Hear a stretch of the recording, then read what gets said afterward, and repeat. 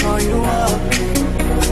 Go round, go round, go round, every party in LA.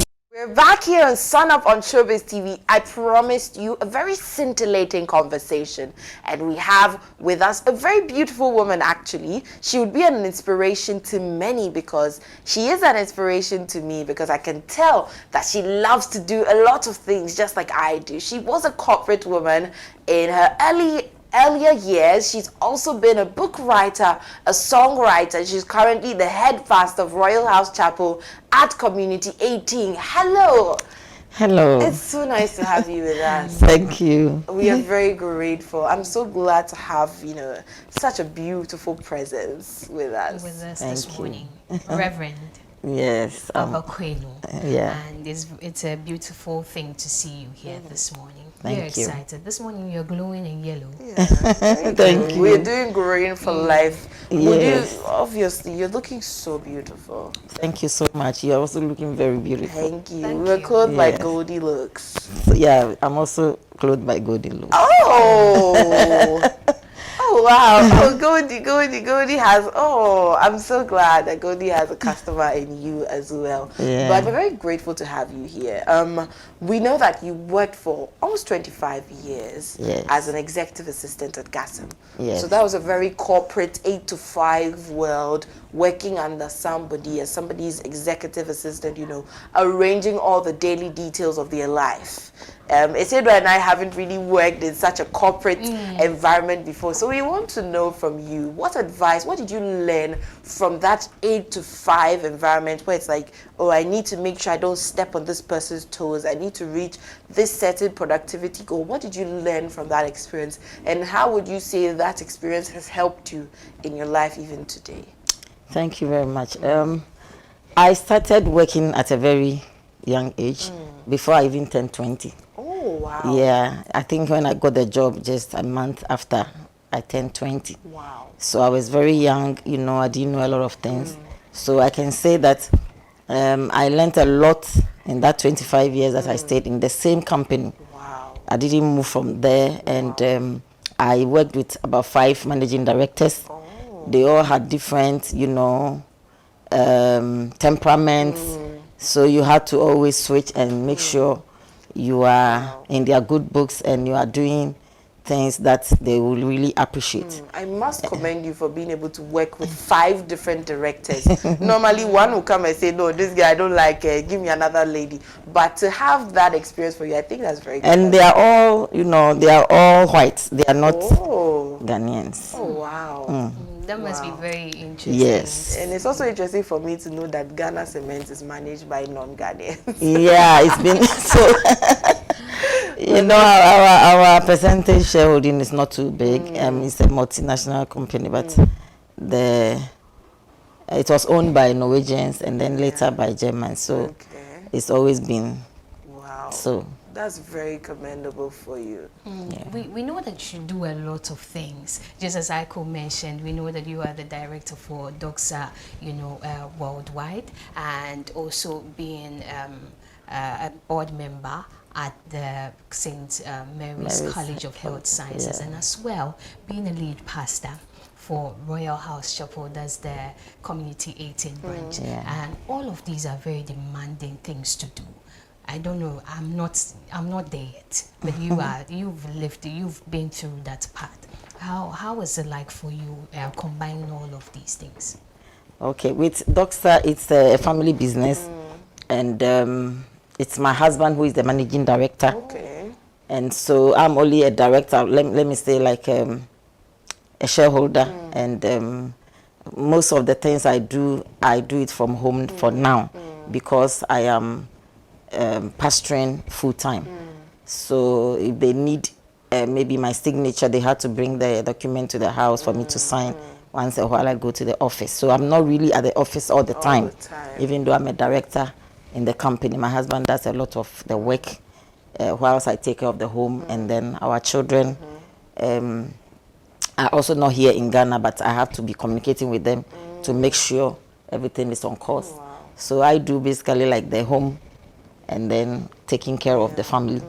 So what does DOXA do as a company? DOXA is a a packing and removal company. Okay. So what we do is that if the expatriates come to Ghana to work and they want to leave to their home country and they want a company to pack their personal effects, things that they have acquired here, our staff go to their homes and they pack all their items, put them in boxes, neatly packed, make sure that the fragile items are well catered for, and then they put them in containers and ship them to their destinations, like their country. Wow. And then when they also come in here to work, they have to go and take the container from the harbor, take it to their home and pack them for them. Okay. So it's more like a removal and packing company. Wow. Let's go back to your We do role. other things, but But basically, that's the main yes, thing. we do other things. That's really Like we export cashew and a few things. Yeah. Okay, wow.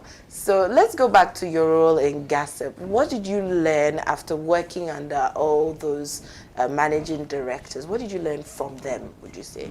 I learned how to be focused, how to give accurate reports, because there's something about them.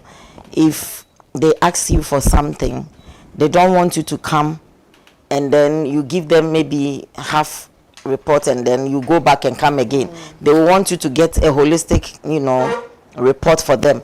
For instance, if he says, go and check something for me, you make sure that that particular thing you're going to check, any other question that will come out of it, you are prepared for it. So it's not like they will ask you, okay, this is what I asked you to do. Then they ask the next question, you say, I think. Yeah. No, you have to be, You should be thinking on your feet yes, too. on your feet too. And they always want you to be accurate in your work.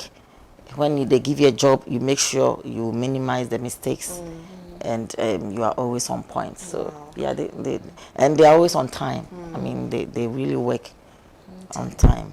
As a businesswoman who is into air freshness and also perfumes, as well as you being a successful author and a musician, these are very, different fields to thrive in. And you have been able to find a balance with all of that. How do you find the inspiration? Where do you sit and think? What do you think about when you're putting ideas together to excel in all of the fields? I take it one day at a time. And they all didn't start at once. That's the thing. I started as an employee, and then as early as 19 years, I discovered I knew how to. I had a flair for writing books and songs, but because of the work, I couldn't really explore that particular aspect of my life. So what I did was that I started with the music. I wrote a few songs, and I told my husband I want to go to the studio to go and record. Even though I didn't have any musical background, I wasn't in any choir, I didn't have any musical background, but I could write the songs.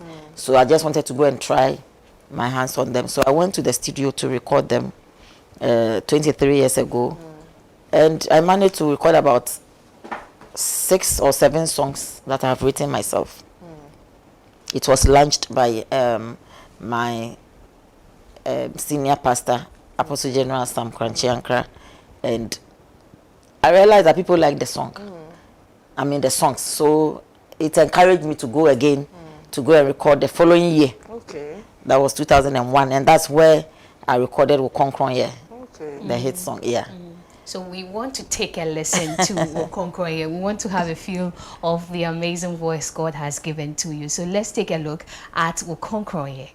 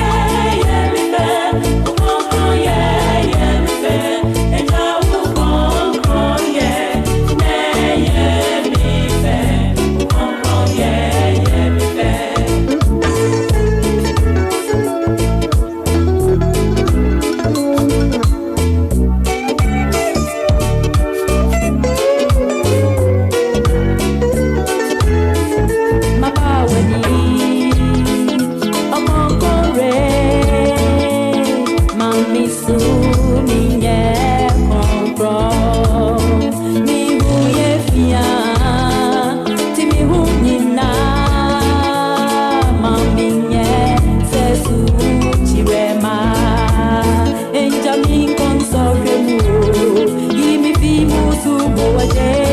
Kronkron, yeah, indeed. I am stunned.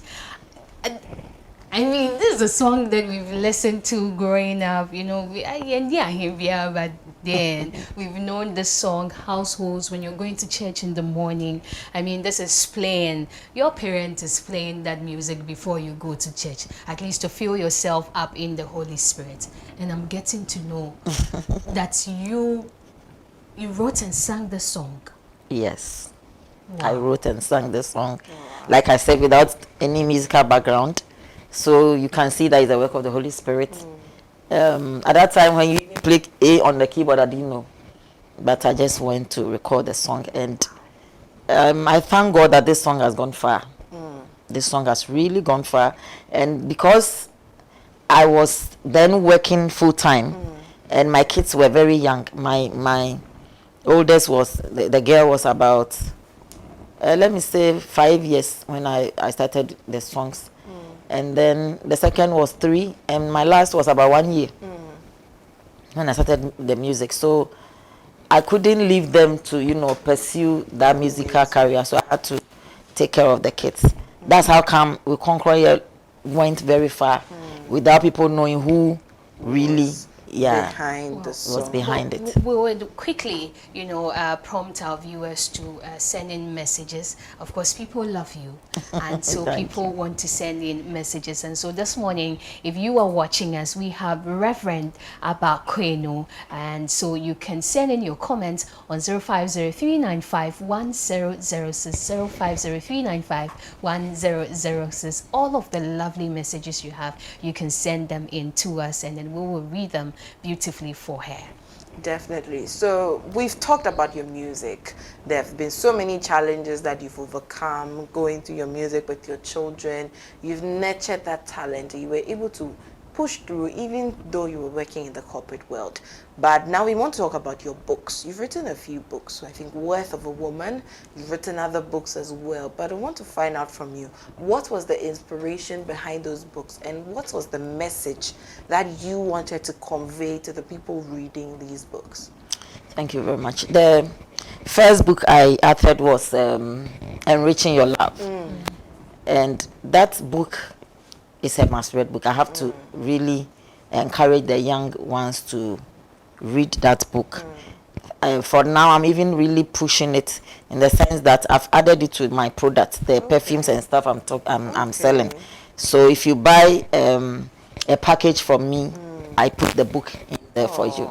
That's so sweet. Yeah, it's not too expensive. So you have perfumes, you have fragrances like room spray, and then I'll put the book in as a whole package, because I want that book to go to almost every home that wants their love to be sweet always. So Enriching Your Love is for singles, is for married, is for divorced, separated, whoever wants to really love God's way. Because you know, there are a lot of people who say they love, and deep down their heart, it is not true. They don't have the true love. So this book, apart from my life experience, I'm 29 years in marriage, and I've put most of my experiences in there. But above all, I want us to know that God is the one who initiated love and marriage, and you can never get it right until you do it God's way. Until you do it God's way. And then what about Worth of a Woman? The Worth of a Woman is just for us to appreciate womanhood and to know that God has put a lot of things in women. Like we are talking about now, we can do a lot of things. Women can really multitask, and God has given us grace to do what most men can do. Sometimes women see themselves as feeble. They are not able to, you know, excel because they think they are second-class people. But God made women to complement the man, and with the Worth of a Woman tries to make women feel good about themselves, and to also let them know that anything that they plan doing, if they trust God and they focus and know that God has given them the enablement. They can achieve all that they want to achieve. Definitely. I want us to talk about something sweeter since we're talking about your book, Enriching Your Love. And from conversation, it's quite obvious that you got married quite early in your life. So I want to find out, how did that happen? Who is he? How do you meet? You mentioned your husband more than 10 times, even though we've not even mentioned husband. So, and the way the smile is coming, I'm enjoying it. How Yeah. did you meet? What was the relationship like? Did it take maybe after you met 3 years or after you met 3 months? How did marriage come in for you and him? Before I answer that question, I want you to know that part 2 of Enriching Your Love will be coming, God willing, next year. Okay. My 30th wedding anniversary. I want to Wow. launch that book. Wow. And the title of that book is Yes, I Do at 30. Oh. Okay, that's speaking. It's speaking. So Good to that. that particular book will let people know how I met my husband and a few ups and downs in our marriage and all that. So that's basically our story in that book. So you're coming to give us the preview of Yes, the preview. Okay, Any spoilers? Yes, you're coming to give us spoilers. By the grace of God, because I gave my life to Jesus very early at the age of 14 years, God started ordering my steps. So I just after school, I've not even completed SHS when my husband met me in the comfort of my home. So what happened was we had a home fellowship meetings that we were attending every Tuesday in somebody's house, and then the landlord said we couldn't meet there again.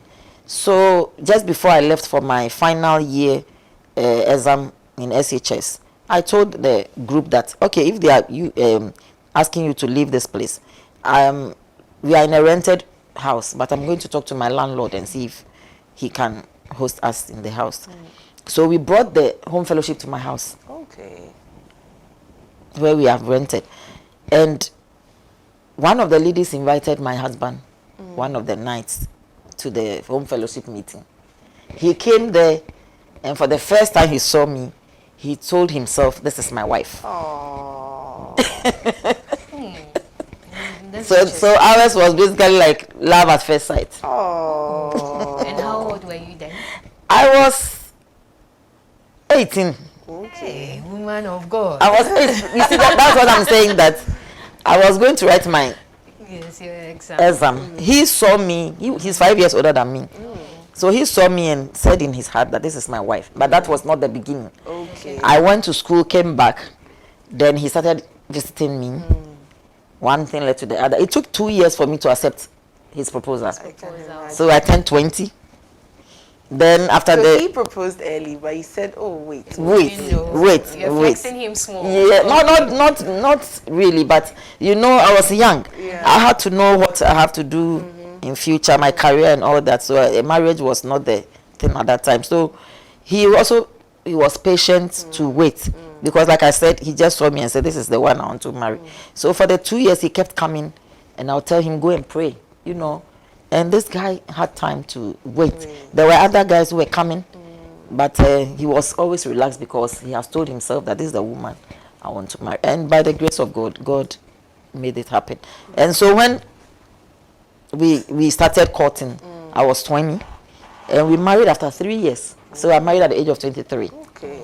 Yeah, at the age of Wow, 23. that's really admirable. But earlier we were talking, I'm enjoying the marriage story, but I want to go away from marriage for a bit and move on to your role in St. Mary's College. It shows us that as a member of the board, you are really, really passionate about education and looking at how our children grow up in the right way. So I want to find out from you, what role do you perform there, and how do you see yourself influencing education and career choices of our children? St. Mary's College of Health Sciences is a new school. I think they even got all their certificates this year. So it started this year with some few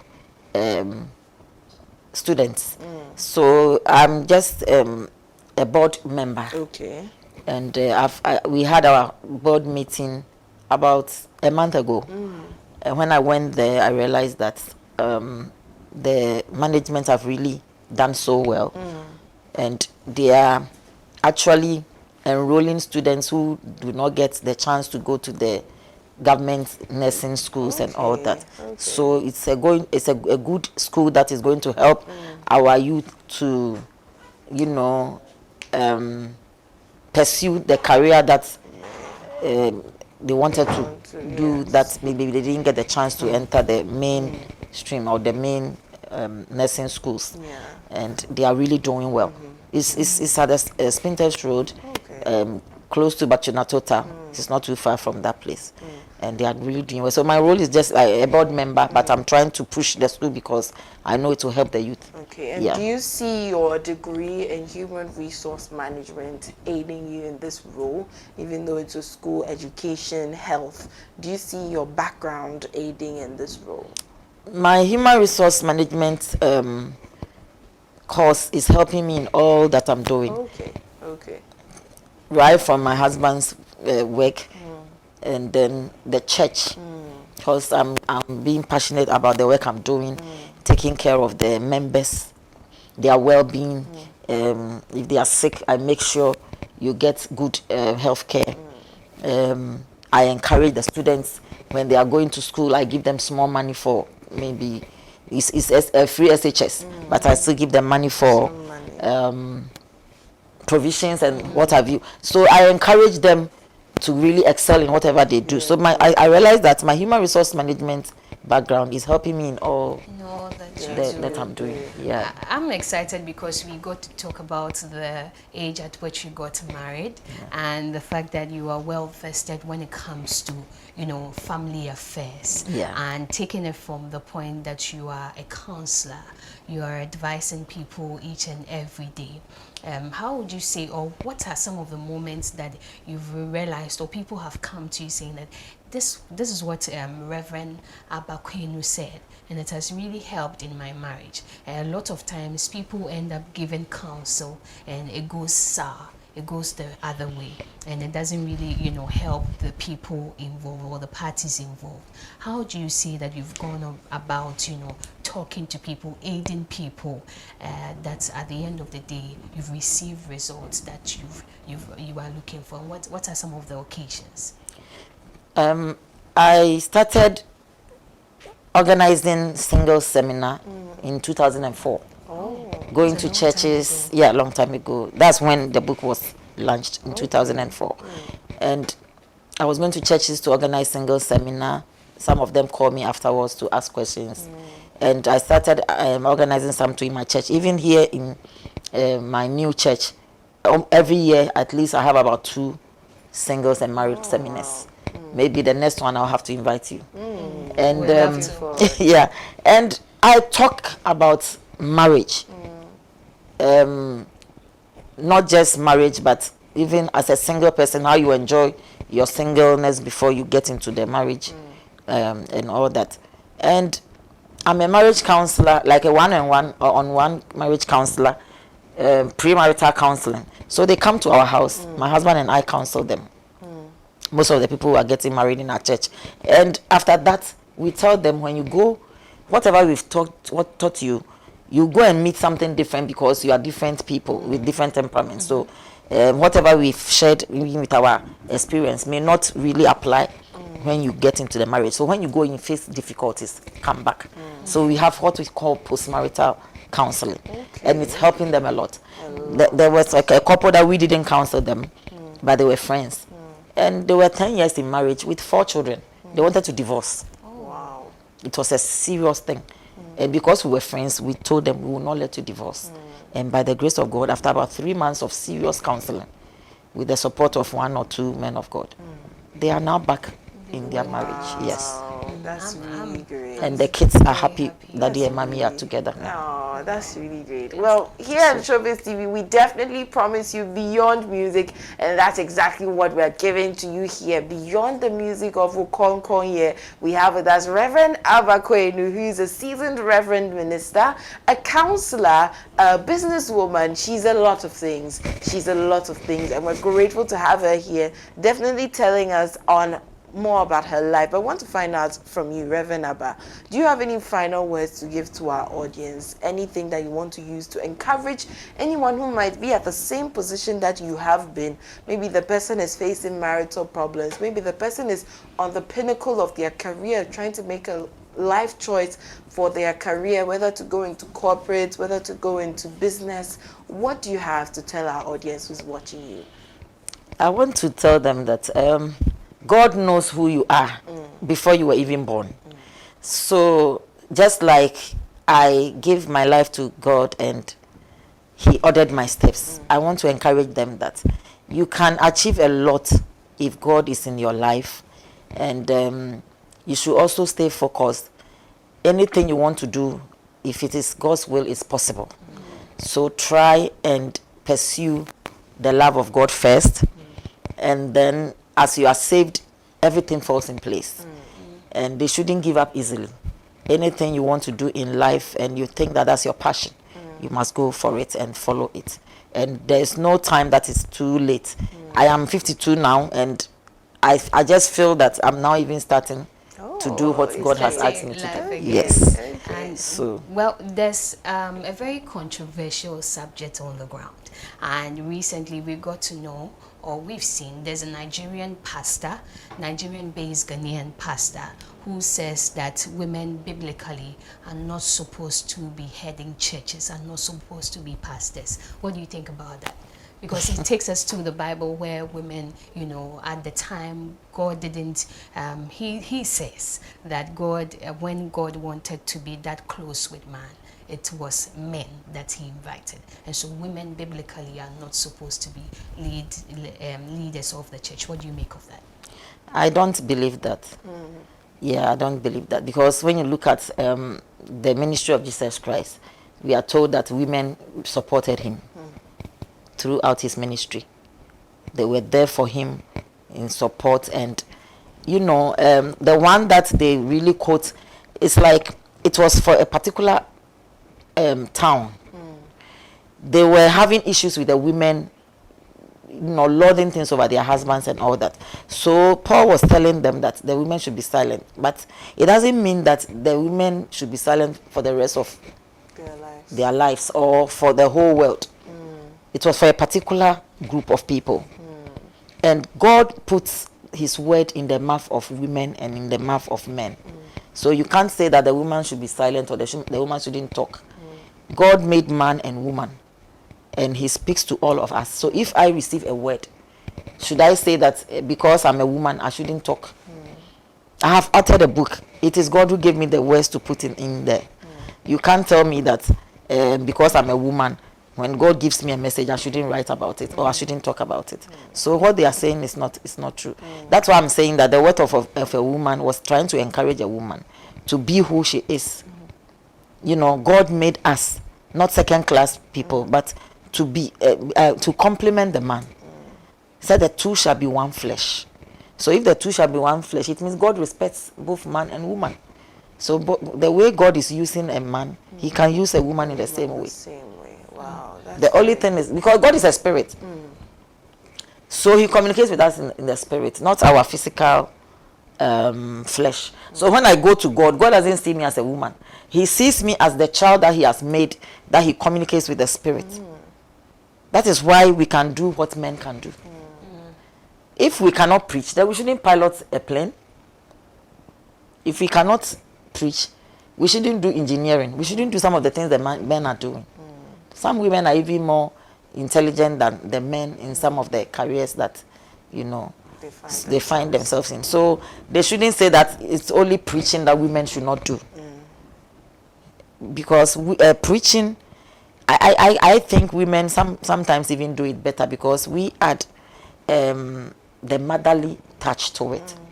Because when I'm preaching to my members, I want the best for them. So I preach to them like I'm preaching to my children. How, by the grace of God, I have raised 3 adult children. And they didn't mess up their life. And they are now, you know, pursuing their career.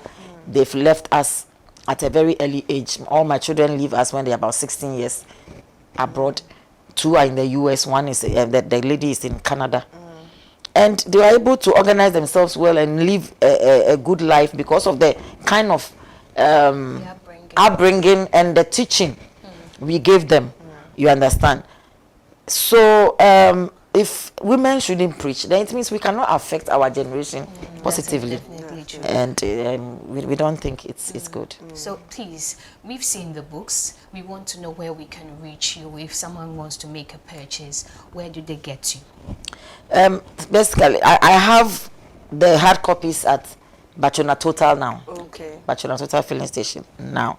But I will look for other outlets. Okay. And I also have one lady in Kumasi who is now going to sell for me. Okay. And the soft copy can be found on Amazon Kindle. Okay. Yeah, Amazon Kindle is in on Amazon. Okay, well, we're looking forward to that. Again, we have all three members of Goldie Looks, the Goldie Looks family. Exactly. We're very glad that Goldie Looks has clothed us in such beautiful clothing. You can always find her at the Adogono Railway, right there at the railway. You'll see her shop, her cute little shop in there. Of course, you can always call her. Definitely, you can call Goldie Looks on 024 945